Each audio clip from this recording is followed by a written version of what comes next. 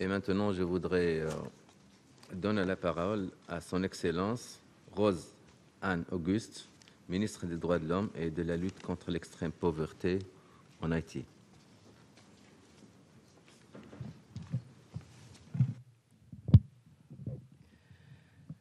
Fais un bébé pour moi, dans Balawedo. Fais un bébé pour moi, dans Balawedo. Agoyouen, nous. Fais un bébé pour moi, dans Balawedo. Fais un bébé pour moi, dans Balawedo. Oh, fais un bébé pour moi, dans Balawedo. Agoyouen, nous.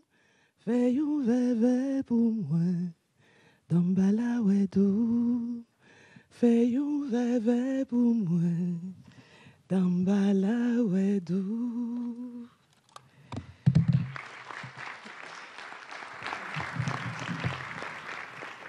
Excellence, Monsieur le Président de l'Assemblée générale des Nations unies, Excellence, Madame la Directrice générale de l'UNESCO, Madame Irina Bokova,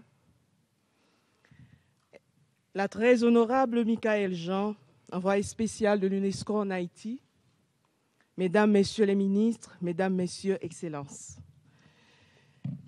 Je remercie le président de l'Assemblée d'avoir invité le gouvernement d'Haïti à participer à ce débat sur l'importance de la culture comme vecteur du développement durable. Le gouvernement haïtien considère comme un réel privilège le fait de pouvoir apporter sa contribution à la recherche de la solution pour l'adoption généralisée d'un modèle de développement durable. Devant les résultats mitigés des tentatives réalisées jusqu'ici pour ce faire, il s'est révélé que l'absence de la dimension culturelle dans cette tentative en était l'une des principales causes.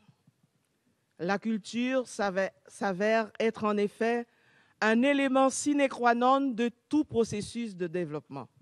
Je dirais même qu'elle est fondamentale. On conviendra que le développement est un processus collectif.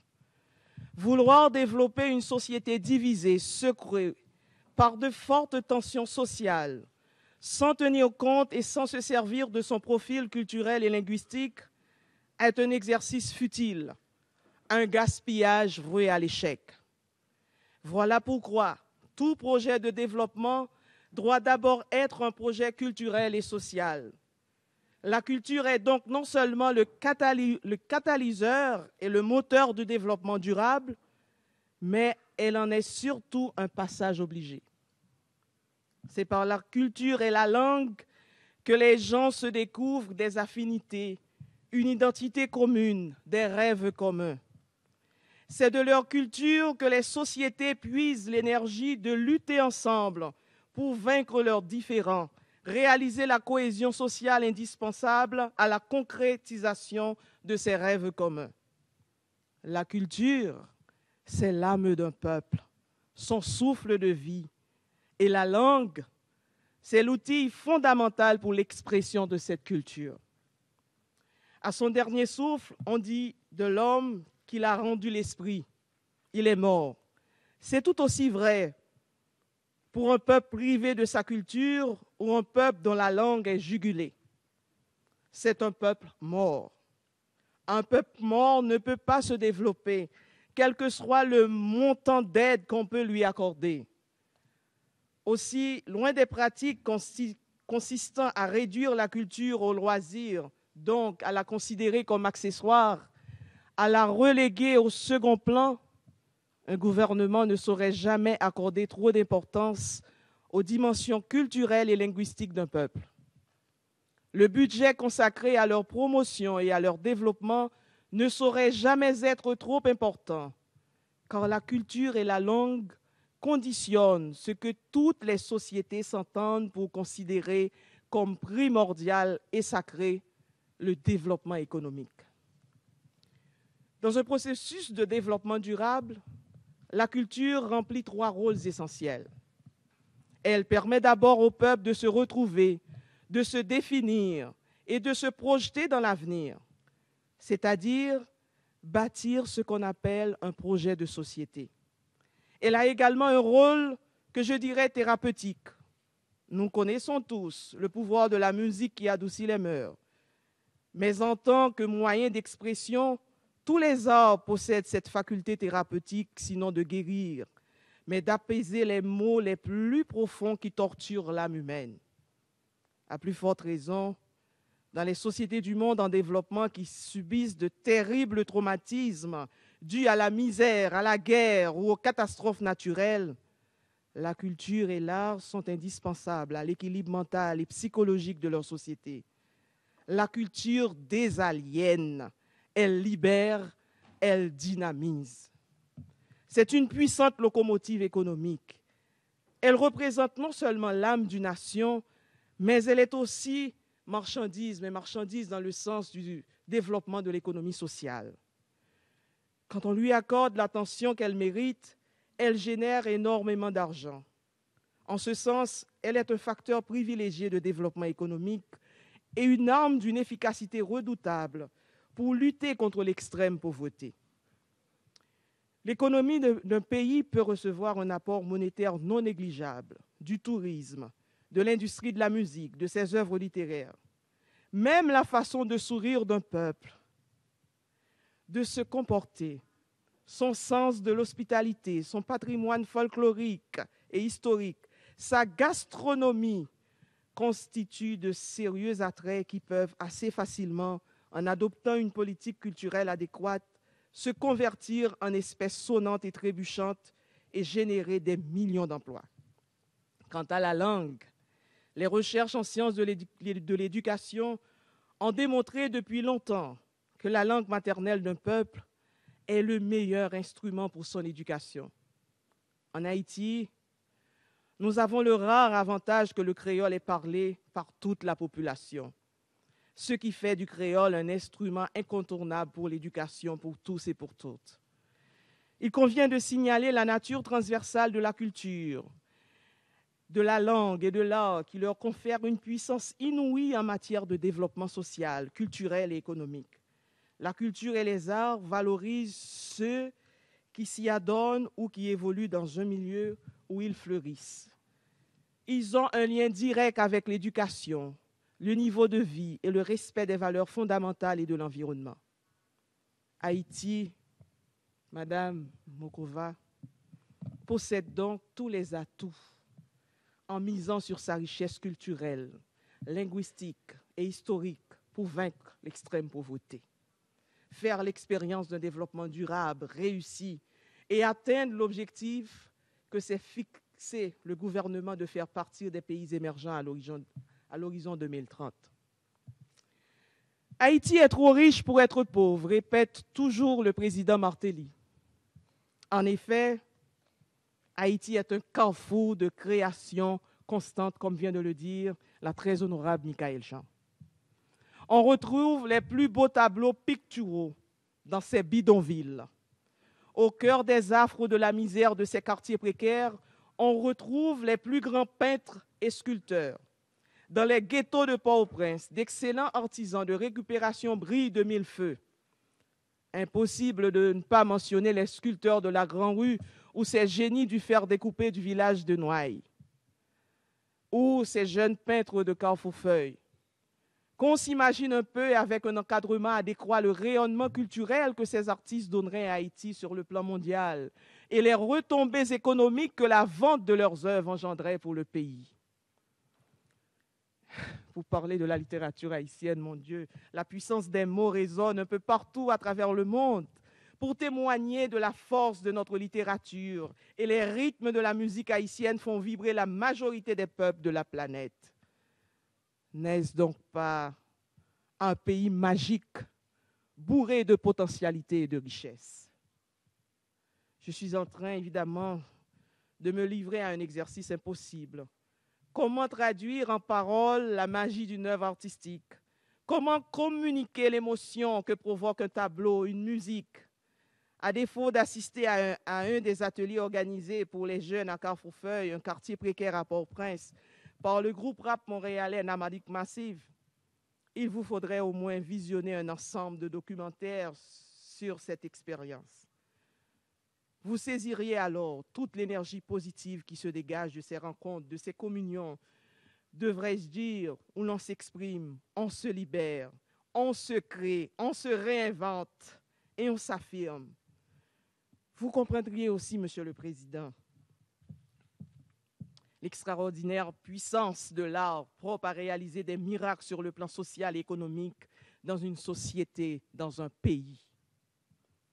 Richesse, d'abord en termes de capacité pour l'artiste d'assurer la satisfaction de ses besoins d'ordre matériel, mais aussi et surtout en termes de bonheur ressenti par le simple fait d'exercer une activité qui le passionne, de donner du bonheur à un auditoire qui partage sa passion. Je ne saurais non plus passer sous silence Carrefour Richesse, programme pensé en vue de sortir de la pauvreté extrême, les peines des quartiers précaires des principales villes du pays qui souffrent dans le dénuement le plus total alors qu'ils débordent de talent. Le projet consiste à les encadrer, à les encourager, à leur donner une formation en technique de peinture et en gestion afin qu'ils puissent s'améliorer et se faire connaître du public. Plusieurs expositions ont été réalisées tant à l'intérieur qu'à l'extérieur du pays et ils ont été reçus à plusieurs événements d'importance. Déjà, ce ne sont plus des inconnus et des marginalisés. Au-delà des résultats économiques du programme, en 2 ans, plusieurs d'entre eux ont pu sortir de la pauvreté. La réussite de ce programme réside surtout en l'espoir qu'il a généré au cœur des artistes participants, même ceux qui n'ont pas participé au programme. Et ils savent désormais qu'ils sont riches de talent, riches d'amour, riches de possibilités. Et cette richesse s'exprime à travers leur langage, leur attitude, leur assurance, leur foi en de meilleurs lendemains pour eux et pour le peuple haïtien tout entier. Ce projet aura su vraiment dynamiser dans les quartiers précaires le secteur de la peinture ainsi que ceux de tous les arts d'une façon générale.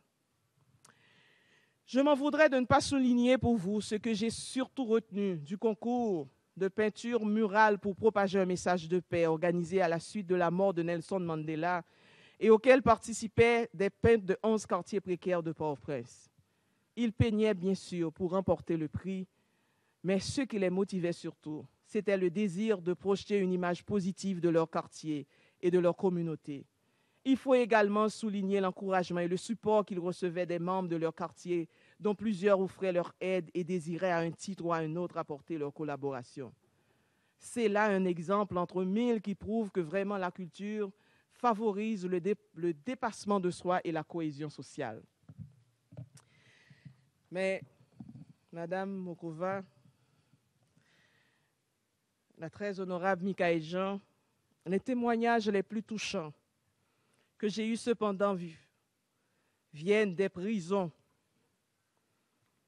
où mon bureau a fait instaurer des ateliers d'écriture, de peinture et de théâtre au bénéfice des détenus afin de faciliter leur réinsertion sociale et leur fournir un moyen de subsistance à leur libération.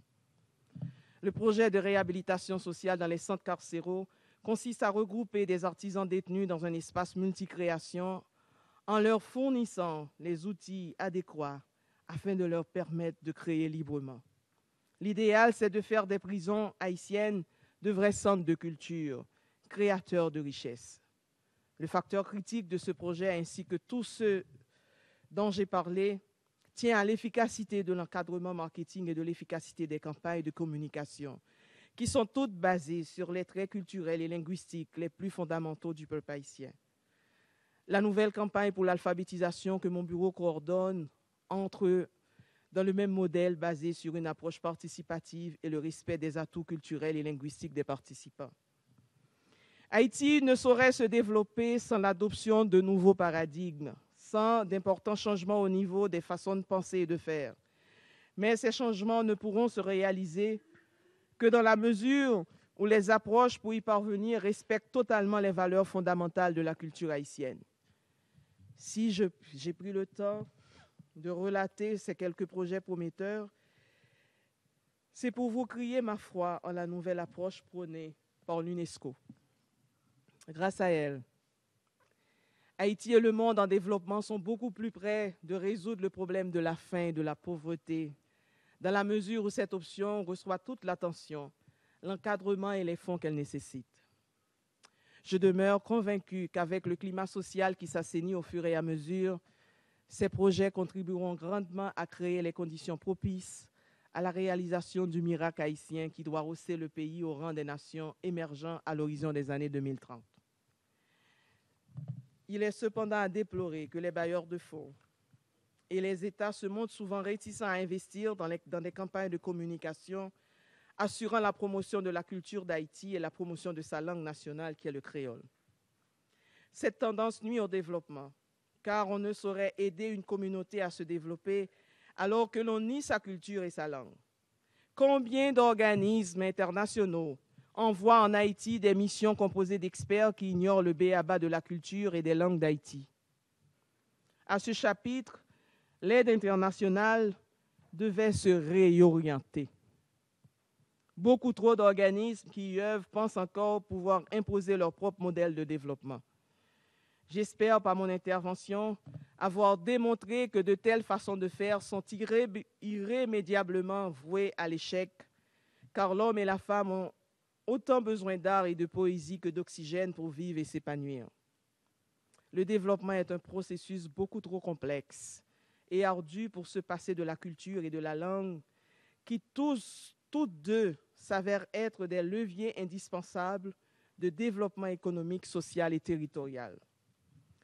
Quelques recommandations, j'ai tenté à en faire. Aussi, pour que les progrès enregistrés par l'administration Martelly et le gouvernement Lamotte se poursuivent et se généralisent jusqu'à faire d'Haïti un pays où la pauvreté extrême est vaincue, certaines approches et mesures devraient être encouragées et supportées. Rendre possible les fonds nécessaires pour un investissement massif dans les domaines de la culture et des arts.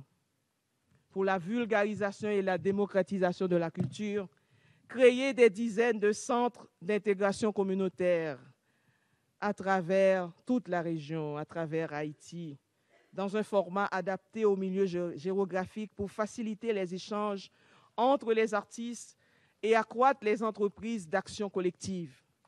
Ces centres d'intégration communautaire seront aussi des lieux de rencontre entre les artistes et chercheurs d'ailleurs et ceux d'Haïti. Ces espaces vitaux permettront aux quartiers précaires de se réunir autour de multiples projets de création de richesses pour la refondation sociale de leur milieu. Création d'une université d'intégration régionale pour le développement d'une politique culturelle et linguistique de la zone. On attend ça, Monsieur le Président, après 2015. C'est important. Favoriser dans chaque quartier l'émergence d'expressions artistiques originales comme celle des sculpteurs de la Grande Rue et des artistes du village de Noailles. Introduire l'expression artistique dans le cursus scolaire et d'alphabétisation pour renforcer la capacité de création. Utiliser la création artistique pour rendre plus accessible à la population les conventions et tous les instruments des Nations Unies sur les droits de la personne. Il faut utiliser vraiment la création, l'expression artistique pour atterrir ces conventions au sein des populations. Renforcer l'aménagement des sites historiques pour intensifier la promotion du tourisme alternatif, toujours dans une perspective de création de la richesse. Et enfin, transformer toutes les prisons, non seulement les prisons d'Haïti, mais toutes les prisons, en ateliers de création de richesse, en y instaurant des ateliers de peinture, d'écriture et de lecture, en fournissant aux détenus l'opportunité de recevoir une formation en cordonnerie, en création de mode, de sorte à faire de nos centres carcéraux des lieux de réhabilitation sociale et de création de richesse. Je vous remercie de votre attention.